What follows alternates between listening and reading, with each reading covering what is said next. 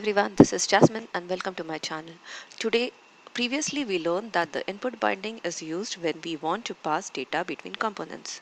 This method is applicable in scenarios where we have two components, one that acts as a parent component and the other as the child.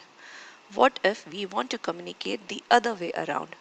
That means that child needs to communicate with the parent. Scenario where the product detail component should have a button to add the current product to a shopping cart. The shopping cart would be a property of the product list component. The product detail component notify the product list component that the button was clicked. Let's see how we would implement this functionality in our application. For this, we will need output and event emitters.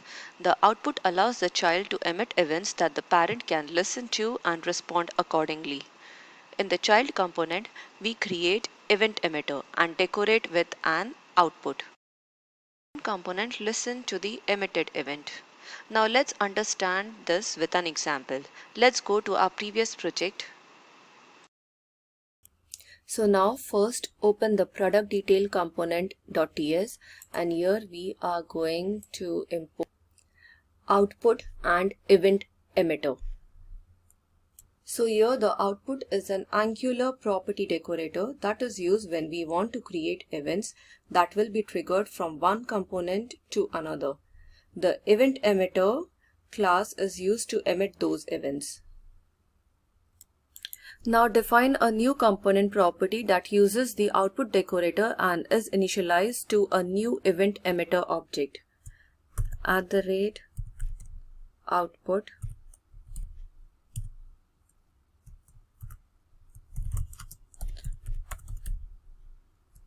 is equal to new event emitter.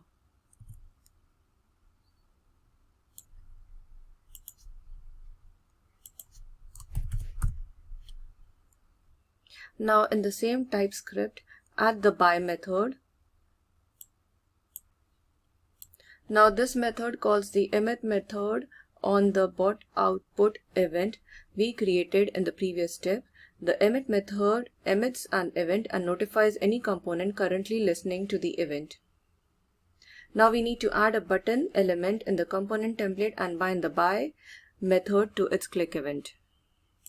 So in the HTML page, we have added a button which calls the by event. So we are almost there. Now we need to wire up the binding in the product list component so that the two components can communicate.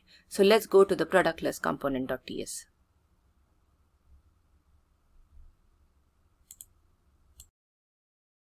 Just add this line on by window.alert.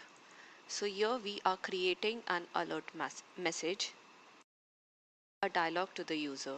Finally, we need to modify the selector of the product detail component in the product list component.